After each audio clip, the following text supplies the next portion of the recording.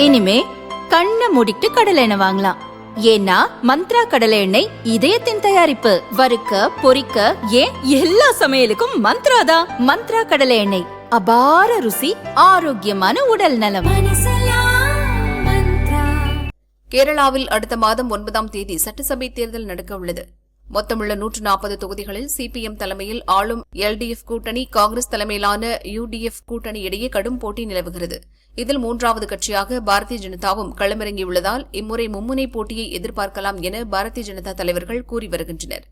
ஆளுங்கட்சிக்கு எதிரான மனநிலையில் உள்ளவர்களின் ஓட்டுகள் காங்கிரஸ் மற்றும் பாரதிய ஜனதா என இருதரப்புக்கு பிரிவதால் இம்முறை போட்டி சற்று கடினமாக இருக்கும் என அரசியல் நிபுணர்கள் கருத்து தெரிவித்துள்ளனர்.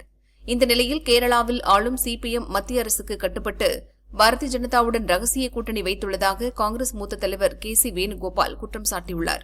திருவனந்தபுரம் மற்றும் திருச்சூரில் பாரதிய ஜனதாவின் வளர்ச்சிக்கு சிபிஎம் தான் முக்கிய காரணம். அவர்களின் தற்போதைய வேட்பாளர் பட்டியல் பார்த்தாலே புரியும்.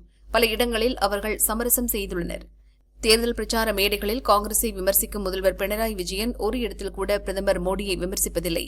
இதிலிருந்தே அவர்களின் ரகசிய கூட்டணியை அறியலாம் என்றார். ബിജെപിയുമായിട്ട് അവർ പറയും ഏറ്റുമുട്ടലാണ്. ബിജെപിയുമായിട്ട് അഭിഹിത ബന്ധം തന്നെയാണ്, ഡീലാണ്.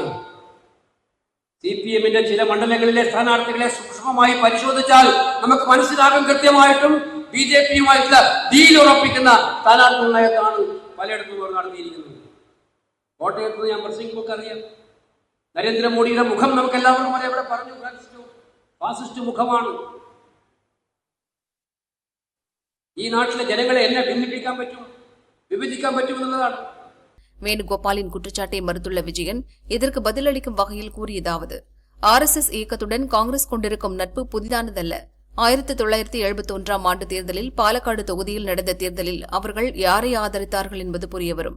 RSS பின்னணி கொண்ட ஒருவர் வெல்ல காங்கிரஸ் உதவியது. அதேபோல் பாரதிய ஜனதாவுக்கு சிபிஎம் தான் எப்போதும் பிரதான எதிரி. எங்களிடம் மோதுவதைத்தான் அவர்கள் கடினமாக கருதுவர்.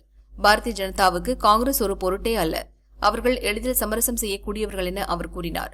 எது எப்படியோ கேரளாவில் பாரதிய ஜனதா வளர்ந்து வருவதை ஆளும் கட்சியான சிபிஎம் மற்றும் பிரதான எதிர்க்கட்சியான காங்கிரஸ் தலைவர்கள் ஒப்புக்கொண்டுள்ளனர். இதிலிருந்தே பாரதிய ஜனதாவின் வெற்றி கண்முன் தெரிகிறது. வரும் தேர்தலில் மக்கள் பாரதிய ஜனதாவுக்கு வாய்ப்பளிப்பர். கணிசமான இடங்களில் நாங்கள் வெல்வது உறுதி என பாரதிய ஜனதா தலைவர்கள் ஆர்ப்பரித்து வருகின்றனர். தலைவர்களின் பிரச்சாரம் மற்றும் மாறி மாறி கூறும் குற்றச்சாட்டுகளால் கேரளாவில் தேர்தல் களம் சூடுபிடித்துள்ளது.